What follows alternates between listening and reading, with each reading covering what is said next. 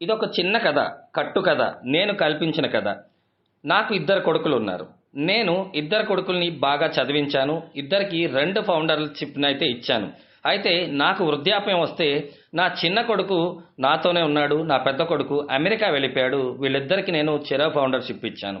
ఇప్పుడు నా చిన్న కొడుక్కి ప్రతి నెల $5,000 ఆన్‌పాసు ద్వారా వస్తుంది. అంటే $4,00,000 వరకు. కానీ నా పెద్ద కొడుకు అమెరికా వెళ్ళిపోయాడు. అతనికి కూడా అదే $5,000 వస్తున్నాయి. కానీ అవి అతని ఖర్చులకు కూడా ఏమాత్రం సరిపోవట్లేదు.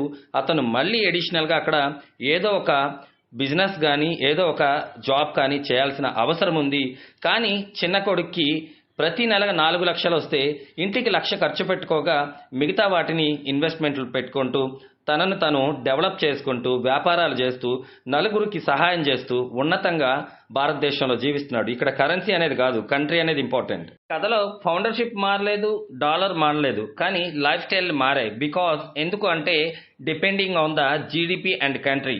సో మీరు అర్థం చేసుకోవాల్సింది, గ్లోబల్ కరెన్సీ గ్లోబల్ బిజినెస్ ఆపర్చునిటీలో ఉన్నప్పుడు మనం ఎలా ఆలోచించాలి అనేది మీరు అర్థం చేసుకుంటే ఈ కథను బట్టి మీకు చాలా అర్థమవుతుంది. మేము అదే చెప్తున్నాం. సో మేము ఇవన్నీ కూడా అవేర్నెస్, మిమ్మల్ని ఎడ్యుకేట్ చేయడానికి మాత్రమేనండి. ఓకేనా? ఇంత వస్తుంది అంత వస్తుంది అనేది ఎప్పుడు నేను ప్రలోభాలకి గురి చేయను. ఇది కేవలం అవేర్నెస్.